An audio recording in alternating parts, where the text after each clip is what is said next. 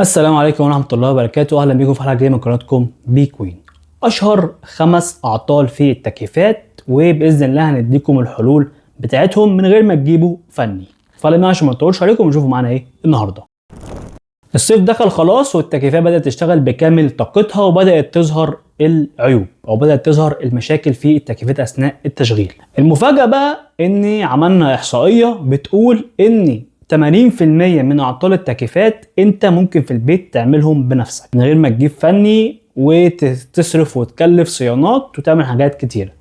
فالنهارده هجيب لك اشهر 5 اعطال بيحصل في التكييفات وايه الحلول بتاعتهم، او ايه اللي ممكن تعمله قبل ما تجيب فني. لو مشكلة ما عرفتش تعملها او مشكلة كبيرة هتتصل بفني، بس تعمل ايه قبل ما تجيب فني هنقول لك عليه في حلقة النهارده.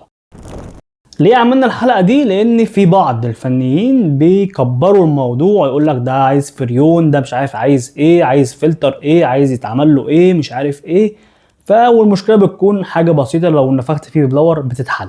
ده سبب حلقتنا النهاردة. فيلا انزل اعمل لايك للفيديو ده واعمل شير لو حد بيدور او حد عنده او حد بيشتكي من اعطال التكييفات البسيطة او المعقدة زي ما بنقول، وخليه يعرف ويستفيد ايه الاعطال وايه الحلول. وكمان ما تنساش تعمل لايك للفيديو ده وتعمل سبسكرايب في القناة.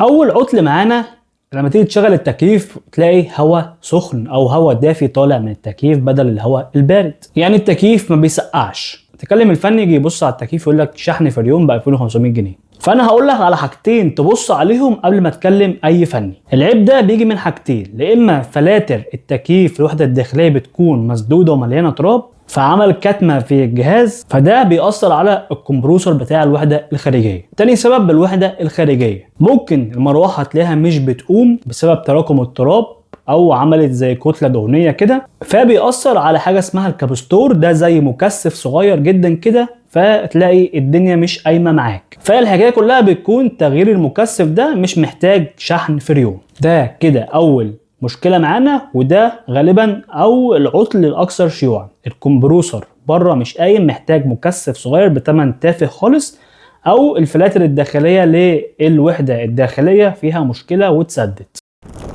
تاني عطل، التكييف لما بتشغله تلاقيه بينقط ميه داخل الغرفه. ده مش معناه ان التكييف باظ او حاجه جوه التكييف اتكسرت، ده معناه ان خرطوم التصريف الخارجي فيه حاجه سداه بسبب التراب مع الميه، عملت طينه فبقى الموضوع مش عارف يصرف بره، بقى بيصرف جوه. فانت بكل بساطه هتروح عند الخرطوم الخارجي بتاع التصريف، هتحاول تنضفه ممكن بشويه ميه، كبس ميه. لو عندك مثلا حاجه بتسلك بيها تسلك تدخل جوه الخرطوم، تنظف الخرطوم وهيرجع يشتغل معاك 100 فل و14. تالت عطل معانا، اول ما بتشغل التكييف بتحس بريحه كريهه كده زي كمكمه. ده بسبب الرطوبه العاليه جوه التكييف، بيعمل بيئه مثاليه لنمو البكتيريا والفطريات اللي بتخليك تشم ريحه الكمكمه. في الحاله دي تفك الفلاتر الداخليه، تغسلها بميه وكلور، وهات بخاخه حط فيهم شويه ميه وشويه معطر وترشهم على الالومنيا اللي جوه التكييف الداخلي. ويا سلام بقى لو شويه ديتول عليهم، بس ترش على الشرايح الالومنيا اللي هي الكويل، وطبعا ترش وهو مطفي وما ترشش كتير. وبعد كده تشغل التكييف على وضعه ده من غير ما تركب الفلاتر، يعني ربع ساعه كده لحد ما الدنيا تتظبط جوه تتهوى، وهتلاقي معاك الريحه اختفت بنسبه 100%.